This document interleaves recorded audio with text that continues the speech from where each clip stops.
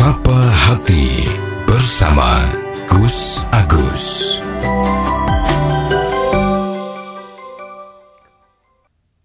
Sobat Dimas di Ajeng yang berbahagia,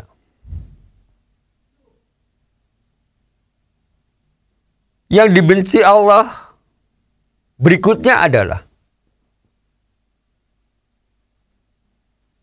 orang yang suka menambah-nambah. Apakah itu dalam bentuk tulisan,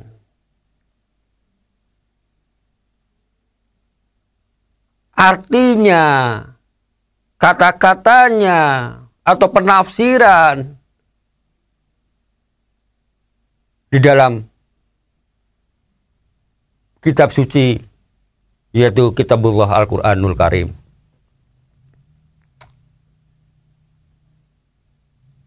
Sobat Dimas di Ajeng yang berbahagia, maksud di sini adalah bahwa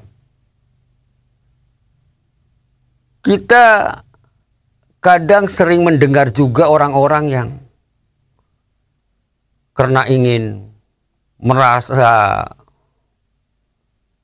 maksudnya orang yang ingin dihargai orang-orang lain, padahal sebetulnya ilmunya belum cukup mampu untuk hal-hal yang seperti itu. Misalnya untuk berdakwah,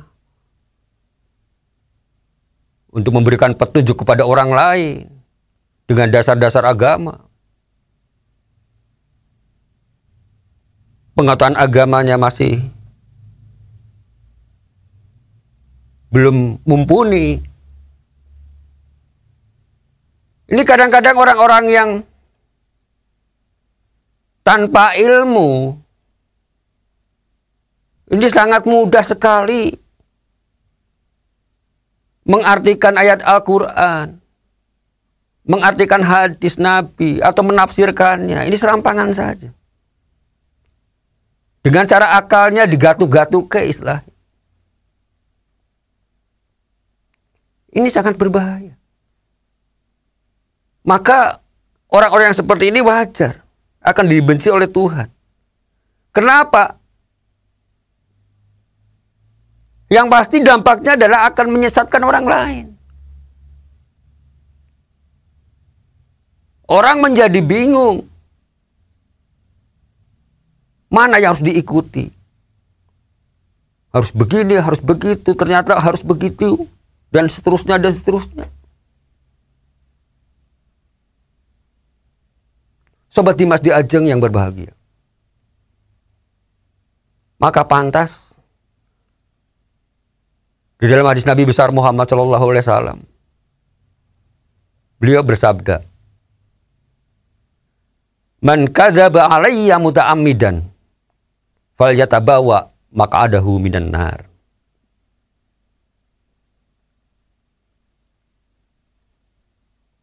Barang siapa orang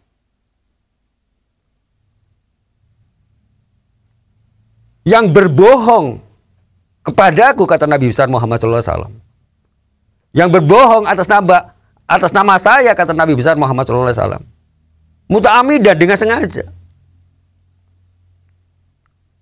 falyatabawa maq'adahu minan nar, maka tempatnya di neraka. Kan kalau orang yang merasa pintar, bukan orang pintar, tapi yang merasa dirinya pintar, yang merasa dirinya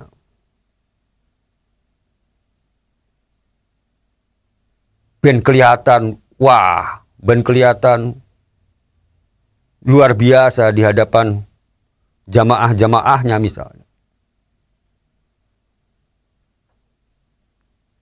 Kadang-kadang tanpa disadari mengemukakan apakah itu ayat Al-Quran, apakah itu mengemukakan sebuah hadis. Ini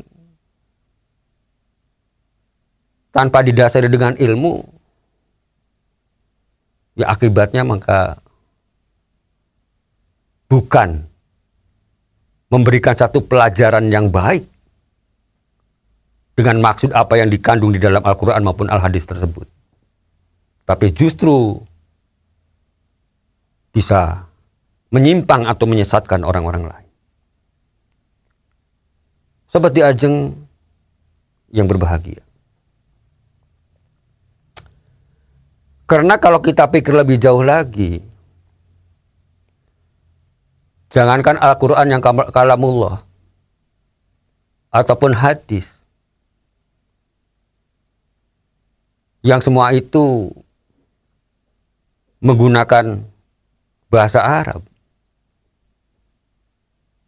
Kadang-kadang bahasa yang kita mengerti sendiri saja,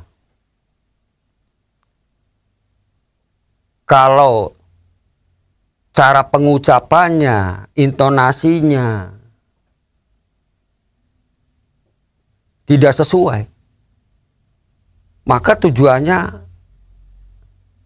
tidak sesuai dengan apa yang dimaksud. Contoh mudah lah, kalimat yang biasa kita gunakan, kalimat bahasa Indonesia seperti ini. Kan kita sudah sejak kecil, boleh dikatakan sejak kita bersekolah, bahasa kita ini, bahasa Indonesia ini, kita sudah terbiasa diucapkan tiap hari sebagai bahasa kita sehari-hari kadang-kadang. Tentunya selain bahasa daerah. Dalam bahasa kita yang sudah biasa kita ucapkan sehari-hari saja, kalau intonasinya berbeda, atau bisa juga pemenggalan katanya berbeda, itu artinya sudah lain. Ini contoh yang paling mudah.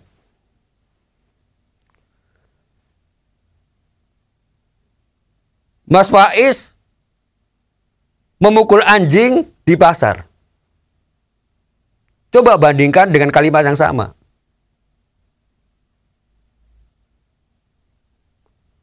Mas Faiz memukul anjing di pasar. Katanya sama enggak ini kata-katanya? Sama kan? Mas Faiz memukul anjing di pasar. Sama. Katanya sama, serupa. Tapi begitu jedanya berbeda, maka maksudnya lain.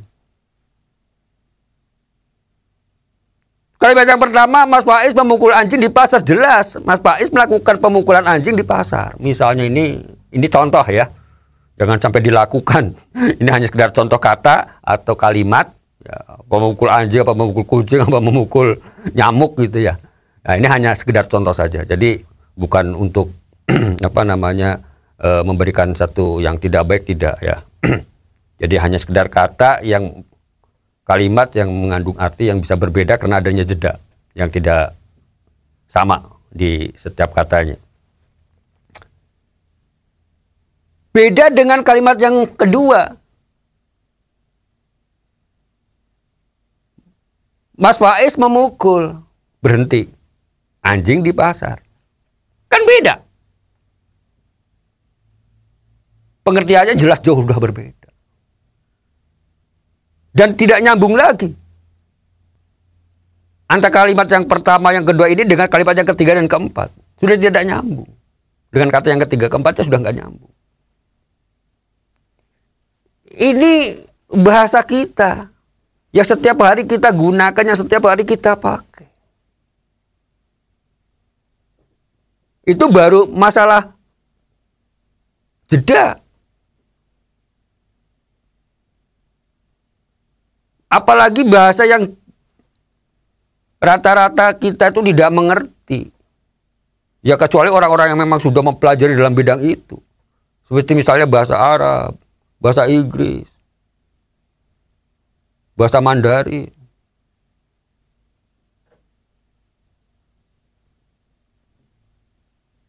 Pun demikian juga dengan apa yang kita baca di dalam Al-Quran maupun hadis.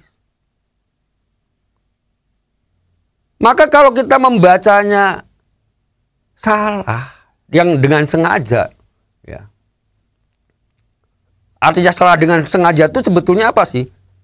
Di antaranya karena tidak ngerti ilmunya. Yo nek nggak ngerti ilmunya ya namanya sengaja akhirnya ketemunya.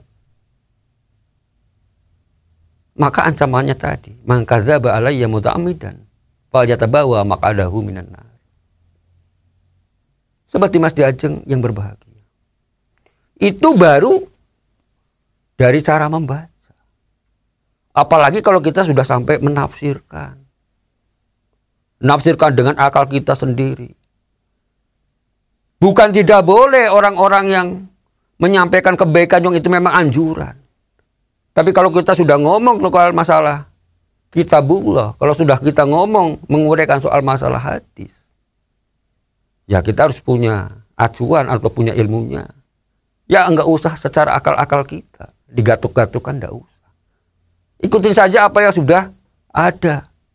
Banyak kan penafsir-penafsir yang sudah menafsirkan Al-Quran. Yang sudah menafsirkan hadis. Tinggal kita tiru, tinggal kita contoh. Sehingga kita terbebas dari ancaman man kadzdzaba alayya muta'ammidan falyatabawa maq'adahu minan nar. Sobat Dimas Diajeng yang berbahagia. Semoga ada manfaatnya buat kita. Billahi taufiq wal hidayah. Wassalamualaikum warahmatullahi wabarakatuh. Sapa Hati bersama Gus Agus. Dipersembahkan oleh Ziman, enzim antioksidan aktif, menjaga kesehatan dan memperpanjang usia Anda.